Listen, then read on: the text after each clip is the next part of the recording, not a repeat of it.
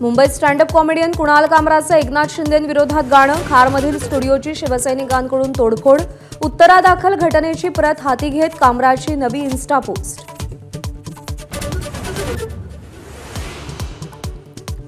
कुणाल कामराच्या गाण्यावर शिंदेंची शिवसेना आक्रमक तर ठाकरेंच्या शिवसेनेकडून कौतुक. सकाळी 11 वाजता कामराची धुलाई करण्याची निरुपम यांची एक्स पोस्टवर धमकी.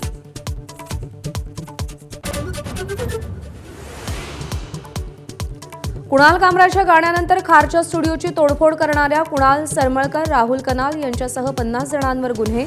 राहुल कनाल आणि सरमळकरांना चौकशीसाठी हजर राहण्याचे आदेश.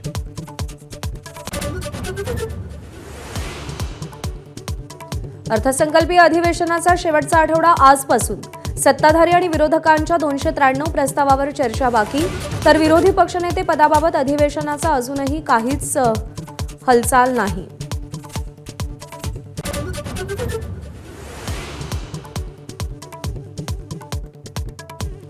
मुख्यमंत्री अजित पवार आज संभाजीनगर दौऱ्यावर. दिवंगत साहित्यिक रारम बोराडे तसंच सचिन मुळे यांच्या घरी सांत्वन भेट.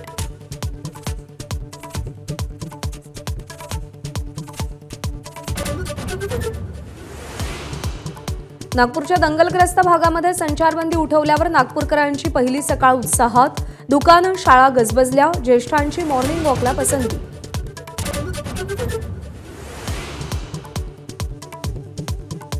तब्बल महिनाभरापासून पोलिसांना गुंगारा देणाऱ्या प्रशांत कोरटकरच्या अटकपूर्व जामिनावर आज हायकोर्टात सुनावणी. कोल्हापूर सत्र न्यायालयाच्या अटकपूर्व जामीन फेटाळण्याला कोरटकरकडून हायकोर्टात आव्हान.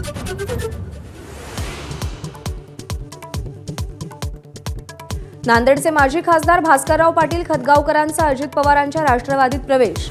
खतगावकरांमुळे राष्ट्रवादीची ताकद वाढेल, चिखलीकरांचा दावा.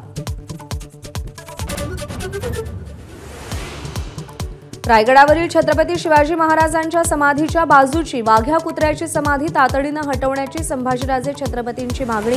इतिहासात वाघ्याचा संदर्भ नसल्याचं म्हणत फडणवीसांना पत्र.